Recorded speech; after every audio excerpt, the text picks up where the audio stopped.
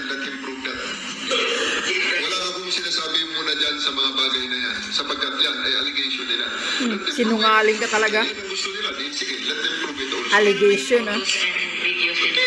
Ilabas nila yung nagbigay ng photo at ipakita niya rin ang, alam niya ang batas, paano dyan?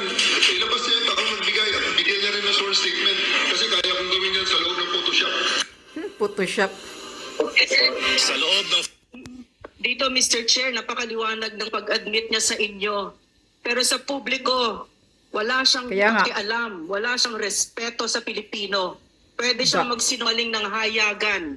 Binara ka ni Baduy. Kasinungalingan mo. Just to answer your question, Senator Bongo's question, what is the end game? Yeah, the end correct. game of the people of KOJC, of which I'm not a member of, but I've come to learn to love them, is the end game of every Filipino. At the end of the day, you just want to go home, you enjoy your family, you just want to worship your God in peace, you just want to sing and dance because they are a group of people that want to sing and dance. But even those simple pleasures have been taken away from them because of this petty tyrant, General Nicolas Torre. Thank you. Insulted ka talaga ni Baduy. Harap-harapan. Your Honor, before I proceed, Your Honor, we have, I do hope General Torre will not deny this. The Proton Elec, Your Honor, is a very powerful equipment. I think this came from abroad, probably the US. I'm not sure, but we did our research. It's from abroad. It can detect the bunker or tunnel underneath. And can you please ask him, Your Honor, because they were using this Proton Elec, and accordingly, we have credible information that the readings were negative, that there are no, because they conducted the test even before they entered. There were no tunnels and there are no bunkers or tunnels underneath. Can we ask him point blank, Your Honor?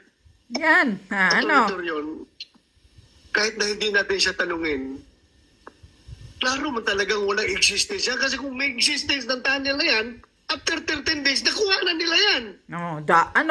Bato, Torre. Yuria. Sir, that's part of my presentation. That will be answered in the slides, sir, I assure you, sir. Okay, bilisan natin. Are you willing to forego with your presentation para matapos natin Mr. ito? Chair, excuse me, Mr. Chair. Yeah. Did I understand it right that you would cite him for contempt if you caught him lying? Yeah, if he's lying before this committee, I will cite him for contempt. He lied, Mr. Chair. Why? With that video, he said here na he denied it here that there wasn't such a video. Paano niya sinabi? Sinabi niya na wala pong video, wala pong press con na ganon. Hindi siya nag-press con at hindi niya Did you dinenay. say that? Walang press ko na gano'n? Can we ask the record, sir, to be back in transcript? Please. Kaya nga, deny ka pa, Turi. Booking ka na. Sinungaling ka. Ikaw ang hindi dapat paniwalaan ng mga taong bayan. Puno ka ng kasinungat, tinira-tira ka na ni Baduy. Allegation ni Atty. Torion yan, let him prove that. See? Wala akong sinasabi muna dyan sa mga bagay na yan, sapagkat yan ay allegation nila. Let them prove it. Yan ang gusto nila. Sige, let them prove it also. Pero may photos and videos din. Ilabas nila yung nagbigay ng photo at ipakita niya rin ang, alam niya ang batas, paano dyan? Ilabas niya yung taong nagbigay at Tapang mo, Booking. niya rin ang sworn statement kasi kaya kong gawin yan sa loob ng Photoshop. Sa loob ng...